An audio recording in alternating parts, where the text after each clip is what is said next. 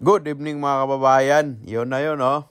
Unang huli, napakalaki, mga 1 kilo yata yan mahigit kung hindi ako magkakamali. Pinakamalaking brim na nanahuli namin ngayong gabi.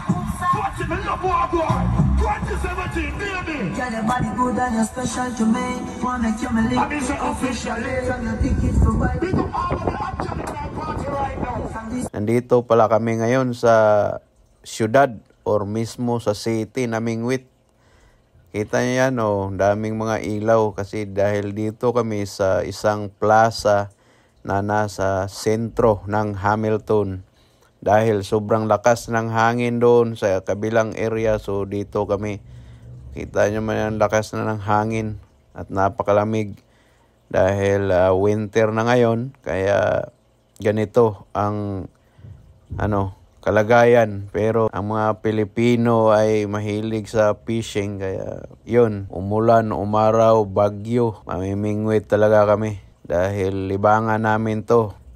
Galing sa trabaho, pag out, diretso na yan, fishing. Right, mingwit kami sa syudad.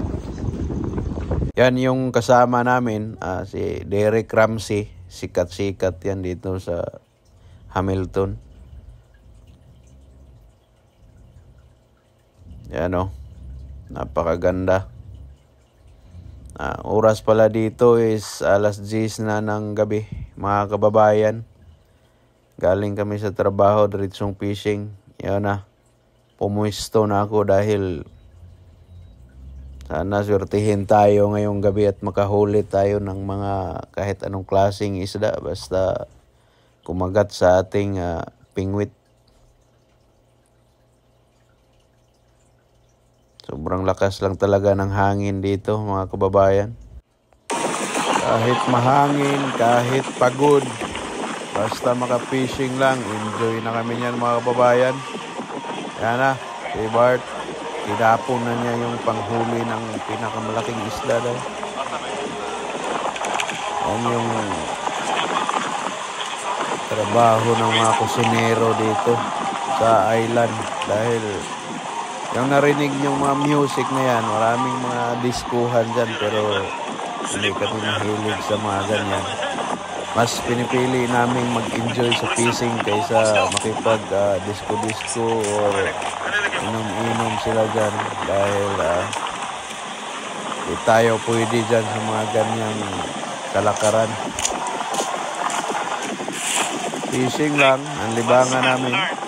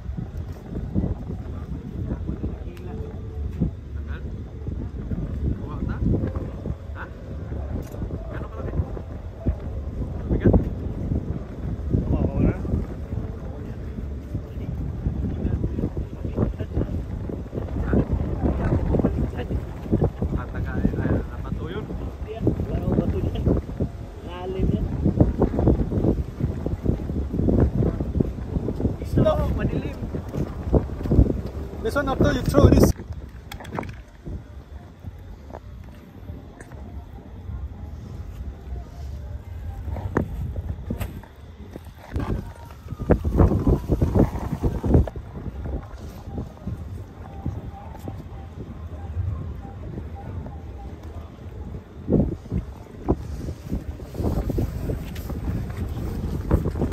Saan?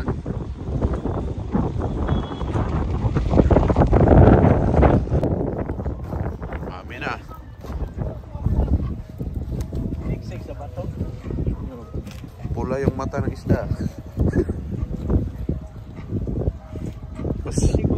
So habang namimingwit kami ay dito dumating na yung yachts. Galing yata to sa mga parte-parte. At nabulabog yung aming mga pamimingwit dito eh. Kasi dumaan dito kasi yan sila magdadak sa gilid. Wala na eh. Huling isda.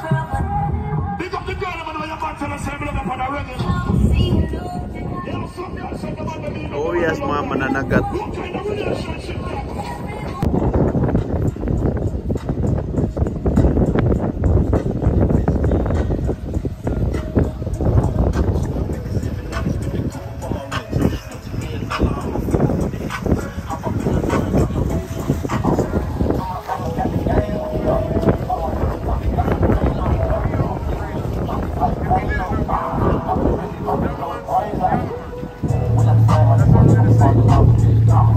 Namimingwit yata to.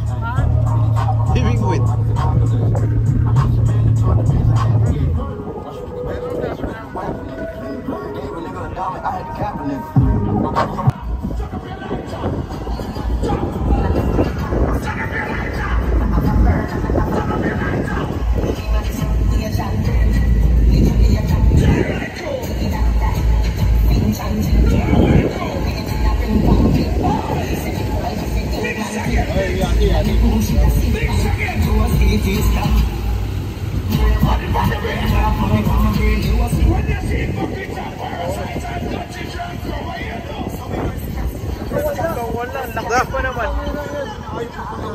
Matras eh, matras ya.